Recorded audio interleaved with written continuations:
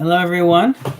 So I'm not in class today. So this video, you should watch this video, which will serve as our class. So we'll give you a chance to catch up on our learning, and then be able to kind of go over it, review, watch the video. I'm sure you watch it a million times because it's going to be so exciting that you'll not be able to put it down and just watch it on repeat. But so we were talking in class about the mitzvah of saying Shema at night.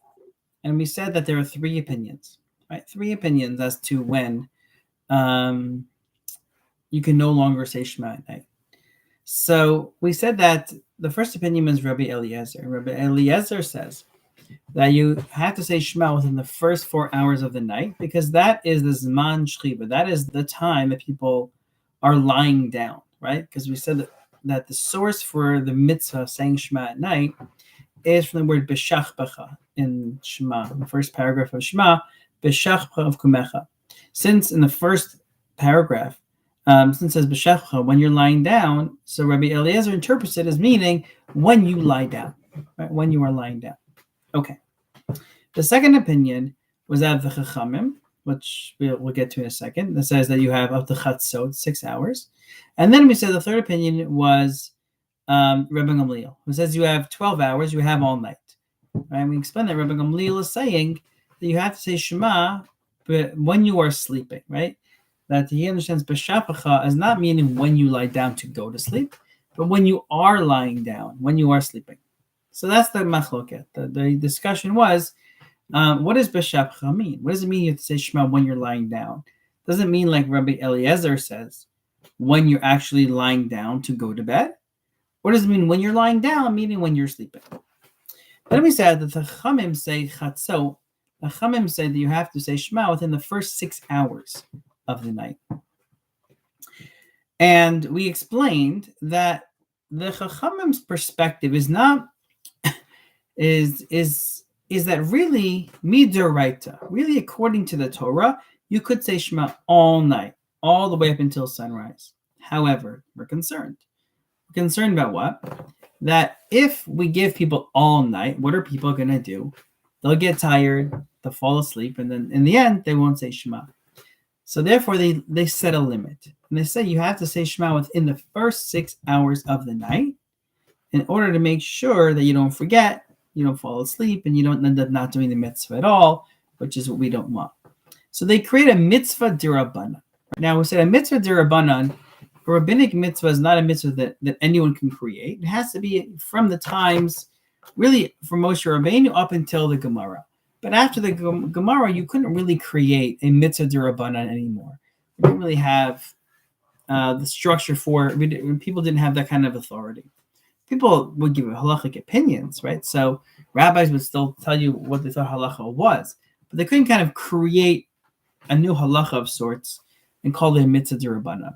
But certainly in times of the Mishnah, they could. And the Chacham's perspective was they created a mitzvah d'Rabbanan that make sure that you say Shema within the first 6 hours of the night. Now, the Mishnah tells us a story. And the story is related to Rabbi Gamliel and to the Chachamim. The story goes as follows. Rabbi Gamliel's son. So let's read the story inside. Okay. This story. Uba banav mi beit hamishtes. So Rabbi Gamliel's sons went to a party. It seems to be a wedding. So they went to a wedding. They get back late. Sometimes you go to a wedding, especially a good Sephardic Bukharian wedding, right? Ashkenazi weddings, they end at 11. A good Sephardi wedding, that's ending at 3 a.m, right? No one's getting home early. So they didn't say Shema at this wedding. Maybe they were drunk. Who knows what was going on? They get back late. And they show up, to their house. Let's say it's 3 a.m. So what happens? They say to their father, so the son said to their father, Lo karinu Shema. We haven't said Shema yet. So here's the question. The question they're saying to their father is, it's after the 6 hours. It's after Chatzot. We know that according to the Chachamim, we can't say Shema anymore because the 6 hours, we're past 6 hours. But they say to their father, according to you, we can say Shema all night. It's 3 a.m. It's not sunrise yet. So it seems that Rabbi Gamliel admits that the Chachamim are the majority opinion, and they agree that they agree with the Chachamim that you're not able to say Shema. Fine. That being the case, if you're not able to say Shema, even though Rabban Gamliel agrees with the Chachamim that you have to say Shema in the first 6 hours of the night, let's say you don't do it. Let's say it's this case. Come back late from a wedding, you haven't said Shema. Can you still do the mitzvah of Shema if it's after Chatzot but before sunrise?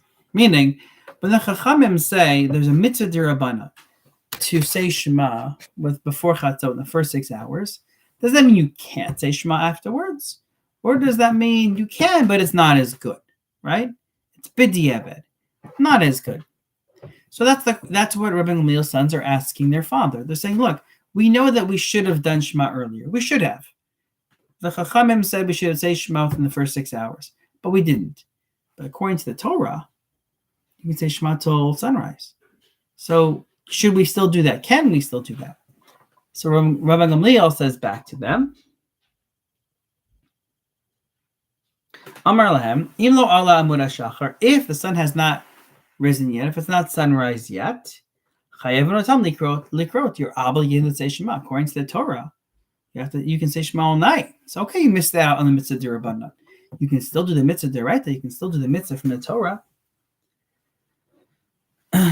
Okay, so so in the end, what we're learning is that the Chachamim agree with Rabban Gamliel that according to the Torah, you can say Shema all night. That really Shema means that Shchiva, that the Torah says B'Shechcha means you can say Shema when you're sleeping all night. There's a mitzvah d'Rabbanan to say Shema at Chatzot within the first 6 hours. But Rabban Gamliel is saying, if you don't say Shema in those first 6 hours, you don't just throw it all away. You still do what you can. And you can still say Shema afterwards as long as the sun has not risen yet. All right, so we'll stop with this. Make sure you get this down, and we're going to pick up from here on Monday. Have a Shabbat Shalom, everyone. And